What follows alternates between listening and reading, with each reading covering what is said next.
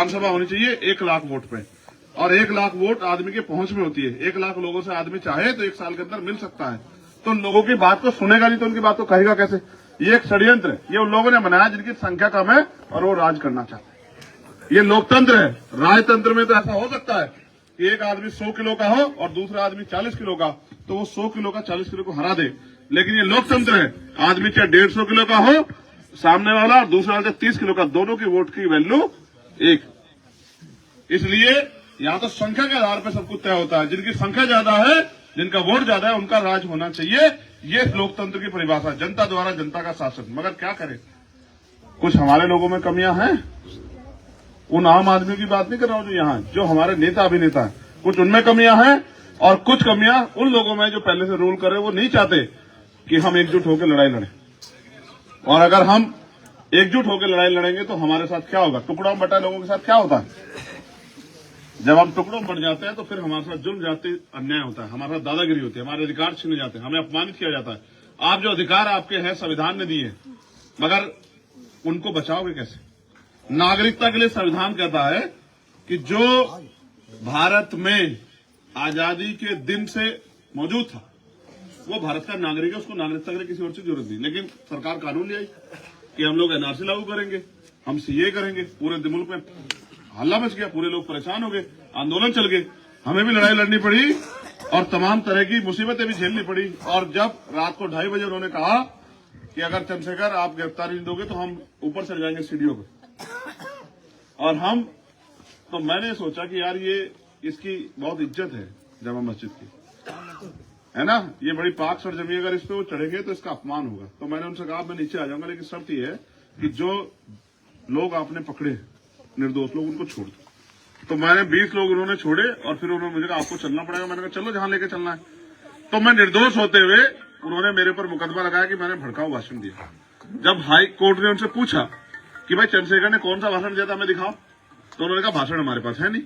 तो उस जज ने भी उनको धमकाया कि क्या देश बना दिया है, कोई अगर अपने हकों की बात करता है, कोई लड़ाई लड़ता है, संविधान ने आर्टिकल 19 में ताकत दी है कि अपनी लड़ाई लड़ो, आंदोलन करो, संघर्ष करो, तो आप कौन होते हैं उसको जेल भेजने वाले? तो तब फिर उन्होंने मुझे बेल दी। लेकिन फिर भी बेल में, क्योंकि सरकार उनकी है, ये आदेश हो गया कि 24 घंटे के अंदर चंद्रशेखर को दिल्ली छोड़नी पड़ेगी। अब देश वो हमारी राजधानी, हम तो क्यों छोड़े? तो मैं फिर कोर्ट गया। मैंने फिर जा कहा साहब ये बताओ, देश की राजधानी छोड़ने के लिए होती है, देश की राजधानी घूमने के लिए होती है, या देश की राजधानी से फैसले होते हैं? तो फिर कोर्ट ने कहा आप क्या चाहते हो? मैंने कहा मैं चाहता हूं कि जो जामिया में, जो जामा मस्जिद पे जो शाहीन बाग में आंदोलन चल रहे हैं, मैं उनमें शामिल होने का मुझे आप ताकत दो। फिर मैं शाहीन बाग गया, शाहीन बाग की दादियों के पास। उन्होंने मुझे खूब मेरे लिए दुआएं की थी। उन्होंने मुझसे कहा कि चंद्रशेखर क्या करें? तो मैंने कहा आप चिंता मत करो, मैं पूरे मुल्क में घूम घूम के शाहीन बाग बनवाऊंगा, इस आंदोलन को मजबूत करूंगा। और हुआ भी ऐसा ही। आप जानते हैं पूरे देश में शाहीन बाग बने, आंदोलन मजबूत हुआ और दुनिया ने उस आंदोलन को देखा, दुनिया ने उस आंदोलन का लोहा माना। लेकिन मैं आपसे कह रहा हूं, सड़कों की लड़ाई से मैं ये कर सकता हूं कि जब आप पे जुल्म हो आपकी आवाज उठाऊं, लेकिन सदन जो है, जहां कानून बनते हैं, जहां से कानून लागू होते हैं, अगर वो वहां मैं हूंगा तो अपने लोगों के लिए नए अवसर पैदा करूंगा। जो कानून बने उनको लागू कराने के लिए लड़ूंगा, और जो नए अधिकार, नए अवसर आपको मिलने चाहिए, उनके लिए आवाज उठाऊंगा। इसलिए मैं बहुत उसके बाद, क्योंकि मैं ईडी सीबीआई से नहीं डरता, इनकम टैक्स से नहीं डरता, मुकदमे जेल से नहीं डरता। मैंने तिहाड़ 2 बार काटी, मैंने 16 में जेल काटी, फिर मेरे ऊपर उन्होंने गोली चला दी। जिस दिन गोली चली और मेरी जिंदगी बच गई, उस दिन मैंने तय कर लिया। मेरी मां से पूछो, जब उसने मुझे लहू लुहान देखा, खून में गोली चले गए, मेरे जख्म को देखा, उस पर क्या बीती होगी। उसने मुझसे कहा कि तुम मर जाओगे। मैंने उसे कहा कि इस गोली ने साबित कर दिया कि मैं मरने के लिए पैदा नहीं हुआ। मौत तो एक दिन आएगी। जिसने इज्जत दी है, जिसने जिंदगी दी है, वही मौत देगा। मौत और जिंदगी उसके हाथ में, ये इनके हाथ में नहीं है। लेकिन उसने, मुझे ऐसा लगता है कि उसने किसी काम के लिए मुझे चुना है, अभी वो काम पूरा नहीं हुआ, इसलिए मुझे इस लड़ाई को लड़ना है। फिर मैं और तेजी से मैदान में आ गया। उस दिन हमने तय किया, हमने पूरे प्रदेश के लोगों को बुलाया कि क्या करें। तो उन्होंने, यहाँ बिजनौर के लोगों ने मुझसे कहा कि भैया आप नगीना आ जाओ।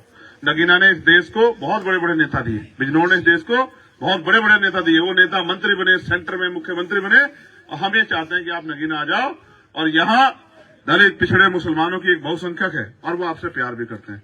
अगर उनके दिल में आपकी बात बैठ गई और उन्होंने ये लक्ष्य बना लिया कि हमें अपने भाई को ताकत देनी है, तो इतिहास लिखा जाएगा। एक ऐसी ताकत बनेगी, क्योंकि आपका नाम बहुत छोटा नहीं है, पूरे देश में हमारा संगठन है। आप किसी प्रदेश में जहां खड़े हो जाओगे, वहां होने वाला जुल्म सरकार को रोकना पड़ेगा।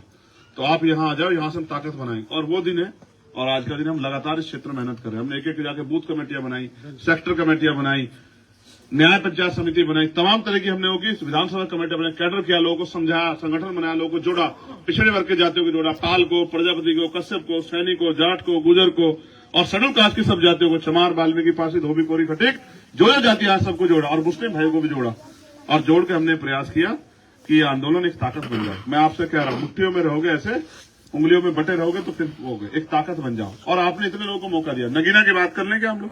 ये बताओ, नगीना में आपने यशवीर सिंह को बनाया पहला एमपी। जसवीर सिंह जी ने क्या किया आप देख लो। फिर आपने यशवंत सिंह जी को बनाया, उन्होंने क्या किया आप देख लो। फिर तीसरा आपने किसको बनाया? आपने कहा भाई हम तो बहुत डरे हुए लोग हैं, भाजपा में निकल जाएगी, तो हम किसको बनाते हैं? गठबंधन को। गठबंधन के उम्मीदवार कौन थे? गिरीश साहब बनाया ना आपने। गिरीश साहब को आपने किन उम्मीदों से बनाया और गिरीश साहब ने क्या किया आप देख लो। गिरीश साहब 370 पे किसके साथ खड़े थे? 3 तलाक पे किसके साथ खड़े थे? एनआरसी पे किसके साथ खड़े थे? तो जिनको आपने वोट दी वही आपका गला काट रहे, तो चंद्रशेखर आजाद क्या करे? मुझे बताओ मैं क्या करूं? आए भी नहीं। जिनको आपने वोट दी वही आपके खिलाफ जाके वोट कर रहे हैं, तो मैं क्या करूं? मैं आपसे कहता हूं कि ऐसे बकरी भेड़ों को पालने से अच्छा एक मजबूत आदमी अपने लिए तैयार कर लो जो देश भर में आपके हमने तैयार कर लिया। और आप देखो ये भी बात है, ये भी समझो, बराबर का तो टाइम मिलेगा पार्लियामेंट में जितना एक राष्ट्रीय अध्यक्ष को मिलता है। सुन रहे हो मेरी बात? कितना टाइम मिलेगा बराबर? कि हर दिन हर मसले पे मुझे पूछा जाएगा कि हम ये कर रहे हैं, चंद्रशेखर क्या चाहते हैं। तो हर एक मसले में अपनी बात कह सकता हूँ, अपने क्षेत्र की बात कह सकता हूँ, आप लोगों के लिए हक अधिकार की बात कर सकता हूँ, नए अवसर की बात कर सकता हूँ, हर चीज पर लड़ सकता हूँ। और अगर नहीं सुनी जाएगी पार्लियामेंट तो पार्लियामेंट के बाहर भी बोलूंगा, सड़क पे बोलूंगा। इतना मजबूत संगठन है कि देश के हर कोने में बोलूंगा। और मैं फिर कह रहा हूँ, आपको भी तो ऐसा नेता चाहिए, आपको ऐसा नेता चाहिए जो गर्दन झुका के जिए, बताओ। तो मैं तो आपसे भी कह रहा हूँ और मैं इनसे भी कह रहा हूँ, मेरी बच्चियां, मेरी बहनें, मेरे परिवार के लोग भी यहाँ हैं, मैं उनसे भी कह रहा हूँ, आप भी मेरा परिवार हो। आप नहीं चाहते चंद्रशेखर ताकतवर हो? है? तो वो ताकतवर कैसे होगा? ऐसे कि मुझे घी खिलाने से ताकतवर हो जाऊंगा क्या? ये लोकतंत्र है। जब आप मुझे मेरे साथ खड़े होकर कहोगे कि हम चंद्रशेखर के साथ हैं, तो चंद्रशेखर खुद ब खुद ताकतवर हो जाएगा। ये लोकतंत्र सर गिरे जाते हैं, लाठियां नहीं गिरी जाती। और लाठियों से नहीं गिर सकते आप, और लाठियों का ये समय है ही नहीं, ये संविधान का समय है। आपकी कलम में जितनी ताकत होगी उतने ही आपके लिए अधिकार लिखे जाएंगे। और आपकी कलम में ताकत नहीं होगी तो अपने धार्मिक स्थलों पे घुसना भी भारी हो जाएगा। ये भी याद है, कोरोना काल याद है ना? उन्होंने बताया कि आप नमाज किस टाइम पढ़ोगे और किस टाइम नहीं पढ़ोगे, कितने लोग पढ़ोगे। अभी बहुत सारी चीजें वही डिसाइड कर हमारे तो उनके हिसाब से चलाओगे क्या देश? नहीं चलना। देश चलेगा संविधान के हिसाब से, देश चलेगा लोगों के हिसाब से, जो संविधान में लिखे अधिकार उनके हिसाब से। लेकिन कब? जब आप मजबूत आवाजों को भेजोगे, चाहे तो उनके चक्कर में पड़ जाओ। अभी आपने 2022 में, मैं तो लग रहा था ना, आपको सबको याद होगा ना, मैं सबके पास जाके मिलकर लड़ो। तो उन्होंने क्या कहा मुझसे? नहीं तुम्हारी जरूरत नहीं है। तो क्या हुआ उनका? हुआ कुछ बना क्या? भाजपा आ गई। और फिर जब उसके बाद उन्होंने मुझसे कहा, मैंने अपनी ताकत दिखाई। खतौली उपचुनाव हुआ, अगर आप राजनीतिक जानकार हो मेरी बात को याद कर को सुनना समझना। खतौली उपचुनाव हुआ, हाँ, घूम कर लड़ा। तो वो मुझसे कहने लगे हमारी मदद कर दो। हमने कहा जाओ, कर दी मदद, ठीक है, मदद कर दी। और 2 दिन में घूमा। और पिछला चुनाव 2014 में वो सीट हारे, जब लोकसभा चुनाव विधानसभा हारे वो सीट 30,000 से। 2017 में हारे, 2019 में हारे, अजीत सिंह जी लड़े 30,500 से हारे, और 2022 में हारे। और वो अकेली सीट, मुख्यमंत्री आया, प्राइम मिनिस्टर आया, गृह मंत्री आया, उप मुख्यमंत्री आए, सारे विधायक रहे, वहां के मौजूदा मंत्री है सेंटर के संजीव बालियान साहब, सब रहे। उन्होंने सारे पैसे, सारे साधन लगाए और मैंने वो सीट 22,500 से जिता के दी। उनको मैंने बताया कि मेरे लोग मेरी बात का कितने मजबूती से खड़े, ठीक है। 16,500 पूरे किए, जिनसे हारा हुआ था 22,500 प्लस किए, 38,000 वोट प्लस किए 2 दिन में। और फिर उन्होंने कहा कि भाई चंद्रशेखर ये वोट तो आपने दिलाई। लेकिन जब फिर मेरा समय आया तो फिर मेरे छाती पे किसी और को ले आए कि नहीं हम तो इसको लड़ाएंगे, इसको क्यों लड़ाएंगे? क्यों नहीं चाहते गरीब का बेटा अपने पैरों पर खड़ा हो जाए? क्यों नहीं चाहते एक मजबूत आवाज खड़ी हो जाए? क्यों डर लगता है आपको? मुझे भाजपा रोकती, मुझे कोई तकलीफ नहीं होती, लेकिन जो आपको विपक्ष कहकर अपना बताते वही मुझे रोकना चाहते। क्यों? आप बताओ, तराजू रख के तोलो। जितने सारे प्रत्याशी, भाजपा का भी और जो अन्य प्रत्याशी, उनको भी एक तराजू रख लो, और चंद्रशेखर आजाद को भी। अब बताओ कौन ताकतवर? ईमान से बताओ, सबसे ज्यादा तुम हो। बताओ ताकतवर हूं या नहीं हूं? तो फिर मेरे साथ क्यों खेल हो रहा? क्योंकि अगर एक बार चंद्रशेखर आजाद खड़ा हो गया, उसके लोग उसके साथ खड़े हो गए, फिर आपको किसी नेता की जरूरत नहीं पड़ेगी। असल बात ये, फिर जो जुल्म जाती होती है और जो आपको डरा के वोट ली जाती है वो बंद हो जाएगी। फिर हिस्सेदारी के साथ वोट होगी, फिर मजबूती के साथ वोट होगी, फिर आपकी हर एक आवाज पे सरकार को सुनना पड़ेगा और जवाब देना पड़ेगा। इसलिए मैं आपसे कहना चाहता हूं, आप यहाँ कई घंटों से इंतजार कर रहे हैं, मैं इसके लिए शुक्रिया और मैं माजरत भी चाहता हूं क्योंकि मैं लेट आया, लेकिन इससे ज्यादा इंतजार तो हमारे घरों में हो रहा है और हमें हमारे घर में रहने वाले लोगों को ये भी नहीं पता कि कल कौन सा कानून आएगा। उत्तराखंड में यूसीसी आ गया, आपके सामने आया, कोई बोला क्या? मैं तो आपको दिखाता रहता हूं कि जब मैं बोलूंगा फिर लोगों के जबान मिलेगी। अब वो कहते हैं हम बड़े नेता, हम तो कहते हैं तुम ही बड़े नेता होंगे, हम तो कार्य करता है भाई, समझ रहे हो? अभी हल्द्वानी में अन्याय हो गया, बोला क्या कोई? नहीं बोल रहा। अभी बरेली में भी कुछ हुआ है, कोई बोल रहा है क्या? जब मैं बोलूंगा तब लोगों में सांस आएगी कि अब चंद्रशेखर ने बोल दिया, अब हम कह देंगे देखो पहले तो चंद्रशेखर बोला था, हम तो इसलिए बोल रहे हैं। इसलिए मैं आपसे कह रहा हूं कि किसी के चक्कर में मत पड़ो। ये लोग आपसे वोट लेंगे और मुंह फेर लेंगे, और जिस तरह ठगे गए हो मुसलमान उस तरह ठगे गए दलित, उस तरह ठगे पिछड़े। इनसे पूछो कल इनके बच्चों कुर्सी पे कौन बैठने देगा? ये संविधान है तो भी न्याय नहीं मिल रहा है, तो भी अपनी बात नहीं कह रहे। संविधान नहीं होगा तो फिर क्या होगा? कोई घुसने देगा दफ्तरों में? कोई सुनेगा आपकी? और ये वोट का अधिकार है तो आपकी बस्ती में लोग आ रहे हैं जिनको आप नेता मानते हो, आपकी तरफ ऐसे भी नहीं करके देखेंगे, झूठ को भी, और देख लेंगे तो मुंह छिपा लेंगे कि कहीं इनकी छाया ना पड़ जाए। वो तो नाम लेने से भी डरते हैं, कुछ और बताते हैं, अल्पसंख्यक, समझ रहे हो? समझदार बन जाओ, इसलिए आपको कह रहा हूं। और आपने ही उनको वो जो अपने आप को आज मसीहा समझ बैठे, ये आपने बनाया सर। लोकतंत्र में जनता बनाती है जिसे कुछ बनाती है। मुझे बनाओगे, आप बनाओगे, उन्हें बनाया, आपने बनाया।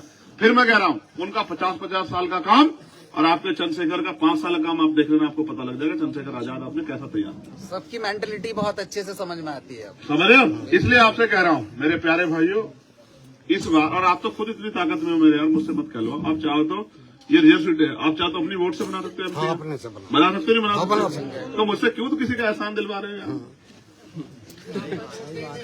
क्यों भाई मुझसे क्यों किसी का एहसान रखवा रहे हो कि साहब मेरे मुसलमान है, मेरे क्यों करवा रहे हो? समझ रहे हो सवेरे मैं क्या कह रहा हूँ? मुझसे मत कहलवाओ किसी का नाम, मैंने किसी को बुरा कर जाता, मेरे खुदा ने नहीं सिखाया मुझे बुरा करना किसी को। मैं जिनको मानता हूं उन्होंने नहीं कहा मुझे किसी को बुरा कहूं, मैं तो सबको अच्छा कहता हूं, लेकिन अच्छे है नहीं। अगर अच्छे होते मेरे साथ खड़े हो कहते चलो मिलकर भाजपा को रोकते हैं, समझ रहे हो? जिनका ये भी नहीं पता कि कल वो भाजपा के साथ कब चल जाएंगे, उनकी कोली भरते फिर रहे हैं कि ये भी साथ है, ये भी साथ। अब भागे जाए। आप देखो ना, ममता साहब ने कहा कि भाई हम तो अकेले लड़ेंगे, केजरीवाल साहब ने कहा हम तो अकेले लड़ेंगे, नीतीश साहब जिनको प्रधानमंत्री का चेहरा बना रहे थे वो चले गए उधर, वो अच्छे हैं। और ये लड़ने वाला आपका चंद्रशेखर आजाद, इससे तकलीफ। इसलिए आपसे कह रहा हूं किसी की बातों मत आओ, आप इस लड़ाई मेरी मदद कराओ और दिल से मेरा एक एहसान करो मेरे ऊपर, और फिर देखो, फिर आपको पता लगेगा। आप तो चुनते हो ना हमेशा, तो एक मैंने जब खुद को वक्त कर दिया आपके लिए, तो आप भी कुछ करके दिखाओ ना। क्यों भाई, क्या मैंने आज तक आपसे वोट मांगी? ईमानदार से बताओ, बिजनौर के लोगों अपने दिल पे हाथ रख के बताओ, क्या मैंने कभी आपसे कुछ मांगा? और वो पहला दिन जिस दिन मैं पार्लियामेंट में जाऊंगा और देश के प्राइम मिनिस्टर, वहां वर्तमान के प्राइम मिनिस्टर अगर अच्छा करेंगे और ना हो, अगर हुए तो आप देखना कि उस दिन उनको एहसास होगा कि इस बार मुकाबला टक्कर का। टक्कर ना 4 लाख वोटर जीत है। तो मैं आपसे फिर कहूंगा, और सबसे जरूरी क्या है, ये जो मेरे भाई पढ़े लिखे साथी जो बोल रहे थे, अपनी वोटर लिस्ट चेक कराओ।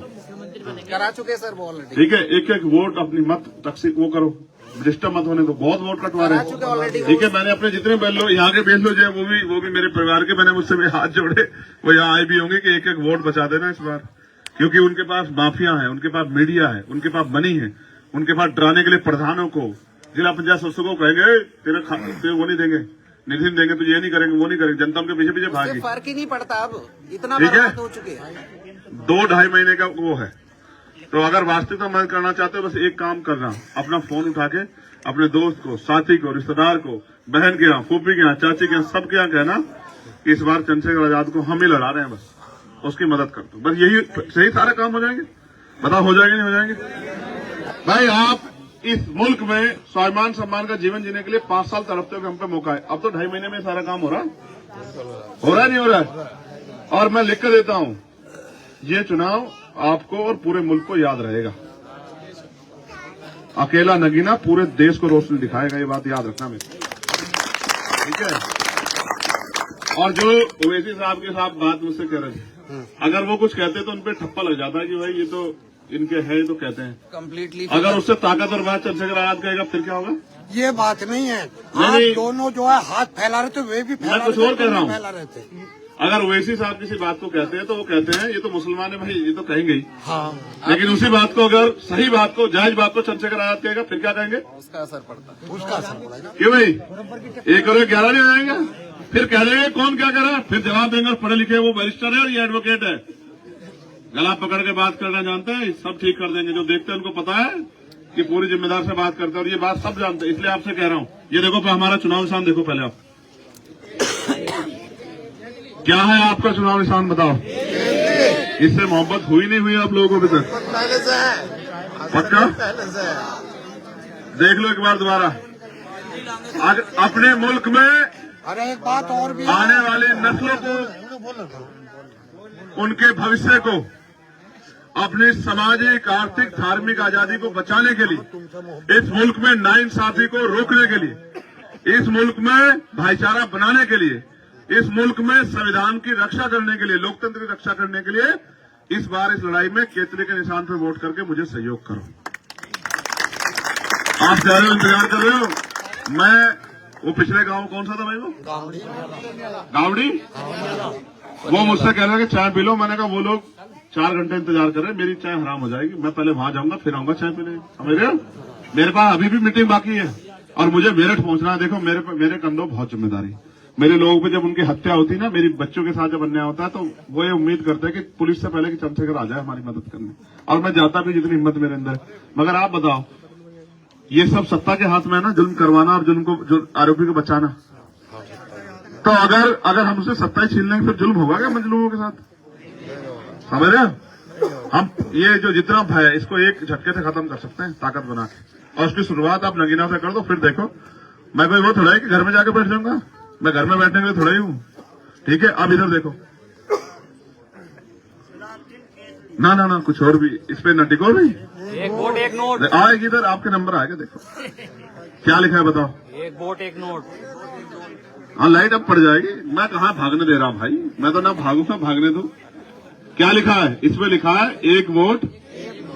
जब कोई लड़ाई किसी बहुत ताकतवर व्यक्ति से हो तो अकेला नहीं लड़ सकता है। समझ रहे हो? आप ये देखो, जिन्होंने करप्शन किया है उनका गला पकड़ना ईडी सीबीआई के लिए बहुत आसान है। इसलिए मैं, काशीराम साहब ने मुझे सिखाया, जो सारा देगा वो इशारा भी देगा, और जिसको आपसे मोहब्बत है वो हर चीज से आपके साथ देगा। अगर आप इस लड़ाई को मजबूती से लड़ना चाहते हैं तो चाहे आप 1 रुपया दो, आपका 1 रुपया मेहनत का मेरे लिए करोड़ों रुपए से बढ़िया। लेकिन आप इस लड़ाई में मेरी मदद करो। मैं इस ढक्कन को खोलूंगा, खोल देना भाई, ढक्कन खोल दे तो हाँ। तो चाहे आप 1 रुपया दो, लेकिन इस हौसला बढ़ाओ मेरा कि इस लड़ाई को मैं मजबूत लड़ूं। ठीक है?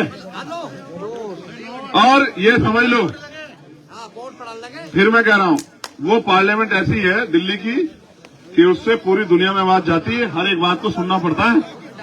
ठीक है? यहीं से एक नई, और ये मत सोचना कि आपने 1 रुपया दिया तो छोटी बात होगी। आप ये समझना कि आपका एहसान हो गया मेरे ऊपर।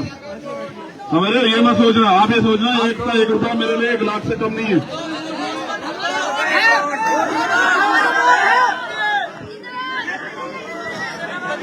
आगे आओ, अपने आप आओ।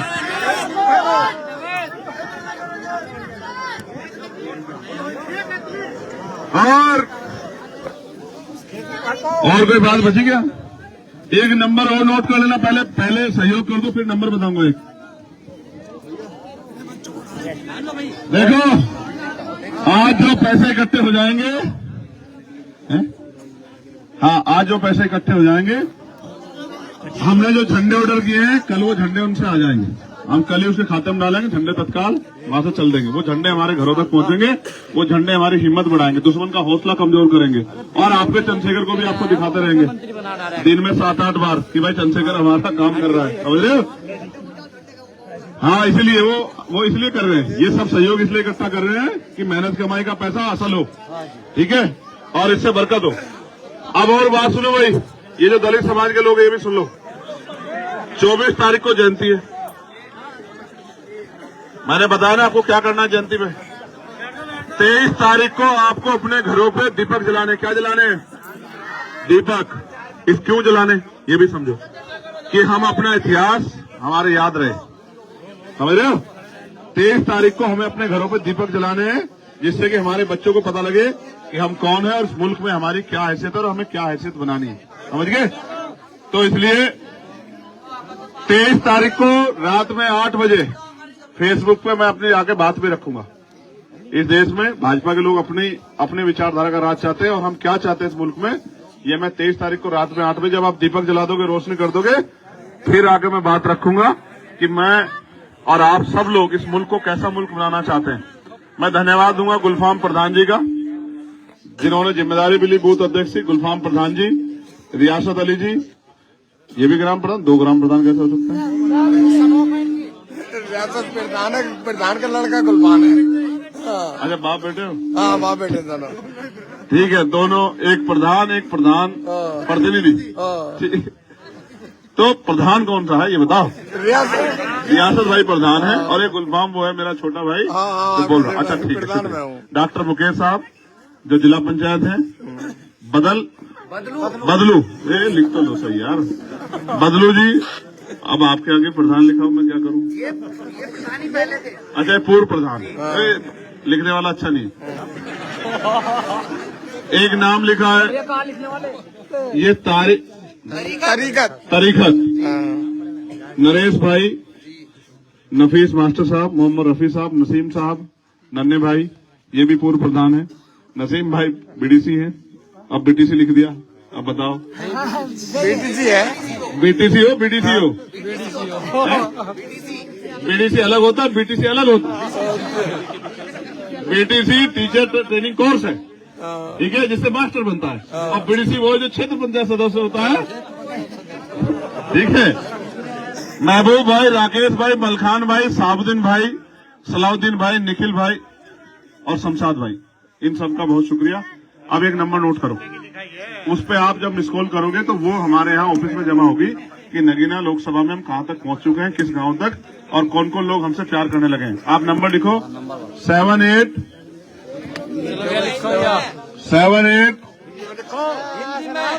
अच्छा 78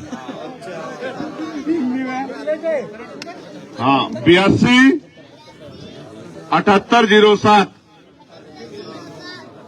78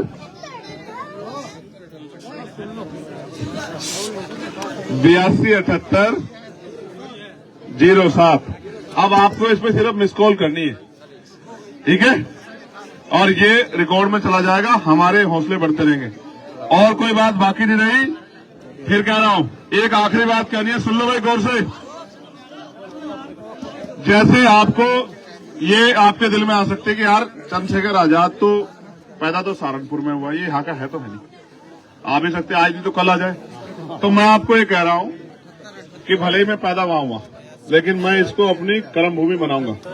मैं बिजनौर को बिजनौर बनाऊंगा कि जो दुनिया में इसका मान है, पूरी दुनिया को बिजनौर याद रहे। हम ऐसी चीजें यहाँ तैयार करेंगे कि सब लोग बिजनौर देखने आए।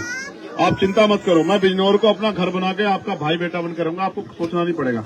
मेरी उम्र 60 साल नहीं है कि मुझे एक चुनाव लड़ना है। मेरे दिल में बहुत सपने आपके लिए करने के, और जो बड़ी से बड़ी ताकत की कुर्सी है वो भी हासिल करनी है मुझे। समझ रहे हो कैसे? आपके प्यार सहयोग से, समझ गए? तो इसलिए मुझसे उम्मीद मत करो कि मैं एक एमपी बनने की लड़ाई लड़ रहा हूं, ये तो शुरुआत है। जैसे पेड़ लगता है ना, आप पेड़ लगा दोगे नगीना में, फिर ये पेड़ बड़ा होगा, मजबूत होगा, छांव देगा, फूल देगा, फल देगा, आपकी रक्षा सुरक्षा करेगा। आप ताकत का निर्माण कर रहे हो, एक चुनाव नहीं लड़ा रहे हो आप, समझ रहे हो? नंबर दोबारा सुन लो, हल्ला बहुत बचा रहे हो। 78 82 78 07, ठीक है? समझिए मेरी बात, यह इस बात को दोबारा समझाऊं। देखो, आम का पेड़ देखा आपने, एक होता है केले का पेड़, एक बार फल देता है, काटना पड़ता है। भाई चुप हो जाओ, अपने दूंगा मैं नंबर। केले का पेड़ काटना पड़ता है एक फल के बाद, ये होता है केला जो बहुत जल्दी तैयार होता है, और आपका है घिस घिस के, ठीक है? पहली ये जो आप करोगे तो आप लगा दोगे एक पेड़ छोटे वाला आम का, 5-7 साल में उतना बड़ा हो जाएगा, फल भी देगा, फूल भी देगा और छांव भी देगा, और हर तरह की मुसीबत के सामने खड़ा होकर आपकी रक्षा भी करेगा, और दुश्मन के हौसले भी कमजोर करेगा। जो लोगों को बर्बाद करने की सोच है उसको तोड़ के भाईचारे की सोच भी मजबूत करेगा। समझ रहे हो? तो ये एक शुरुआत है, और ये शुरुआत क्या कितना बड़ा असर करेगी इसका आपको ना अंदाजा ना मुझे अंदाजा, लेकिन मुझे विश्वास है कि जब कुदरत ने मेरी जिंदगी मुझे बख्शी है तो शायद उसने मुझे किसी काम के लिए चुना है, उस काम को मुझे पूरा करना। और हर बार किसी ना किसी के हिस्से में ही आता है। और मैं आपसे फिर कहूंगा, डरो मत। ये मेरे भाई, ये दोनों जो खड़े हैं, डरो मत। जिन्होंने टोपी उड़ी, डरो मत। क्या कह रहा हूं? डरो मत। इतिहास गवाह, इतिहास पढ़ा करो। जब इस मुल्क में या दुनिया में, हिस्ट्री के लिए कह रहा हूं, जब फिरौन पैदा होते तो हजरत मूसा पैदा होते। याद रखो, समझ रहे हो? घबराओ मत, बिल्कुल मत सोचो। ये एक शुरुआत है और इसके परिणाम पूरी दुनिया देखेगी, याद रखना। ठीक है, आप सबके लिए मंगल कामना है। अब इजाजत चाहूंगा क्योंकि मुझे आगे मैंने जबान दे रखी है, मुझे टाइम से पहुंचना है। ठीक है, आपके रहते एक बात और कहना चाहता हूँ मैं। ऊपर आ जाओ, ऊपर आ जाओ। मैं भी जूते पहनूंगा, ये हटाओ। मेरे जूते लाओ। चंद्रशेखर आजाद, आप सबके सामने एक बात मैं भी कहना चाहता हूँ, क्योंकि चंद्रशेखर जी अपने लोगों से मिलने में व्यस्त है। हम ग्राउंड लेवल पे जो देखते हैं वो नजर आता है। जो लोग चंद्रशेखर जी के लिए मैं बोल रहा था, जो लोग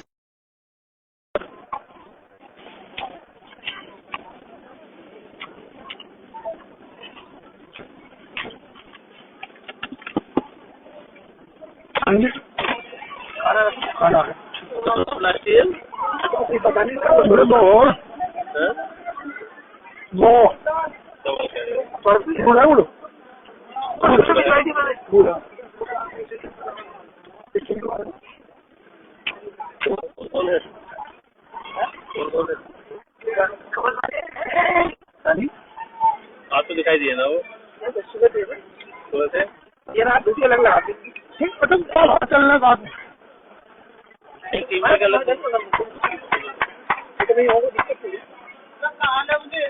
तो वहाँ मिलकर इन्हें क्या क्या चली करनी हो तो वो तो मैं दर्शुआ फैन होता है, मैं पिछले हो गया सर। छुट्टी बंद चलेगा।